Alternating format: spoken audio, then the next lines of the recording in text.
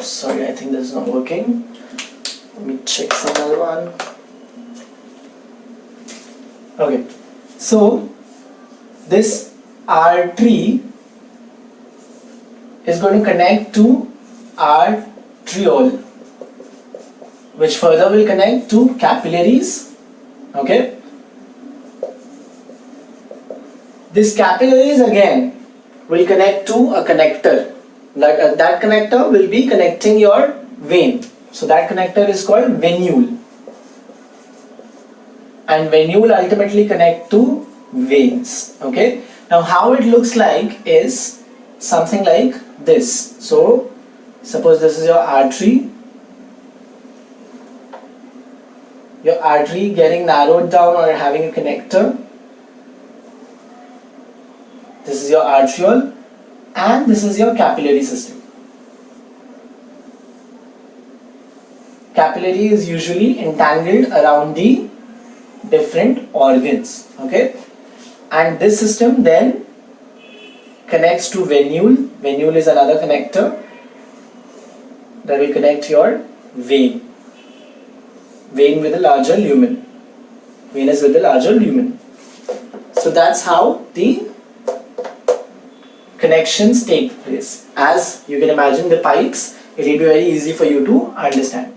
Okay, now let us know what do you mean by pulse. Okay, so as I mentioned, usually we are dependent on the arteries, and arteries, also another fact we need to remember, arteries are deep situated in your body. Okay, you cannot see the arteries, all you can see is your veins. Veins are present just below your skin and arteries are deep situated in the muscles. Now what is pulse? So I told you that the pressure, higher pressure is followed by the lower pressure. So the difference between this pressure generates the pulse that you can read using the radial artery of the wrist. Okay, so the doctors usually, you must have seen that they read pulse something like this, and usually the pulse is recorded for about a minute, because about a minute it has to be somewhere around 70 to 72 beats per minute, because that's how your systole and diastole takes place.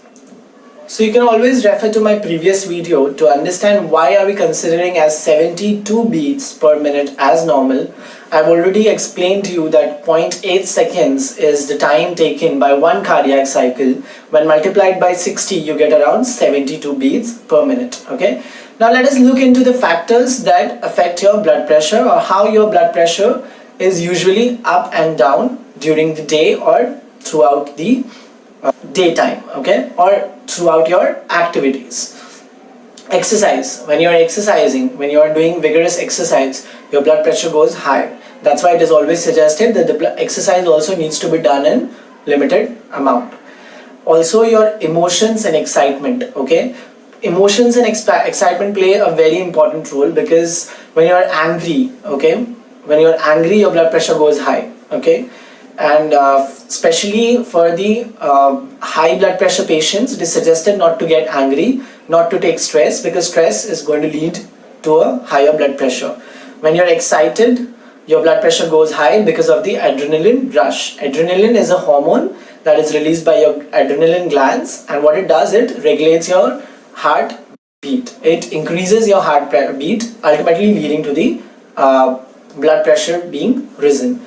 Then you have body postures, okay. Body postures, when I say when you're standing or when you're walking or when you're doing any activity,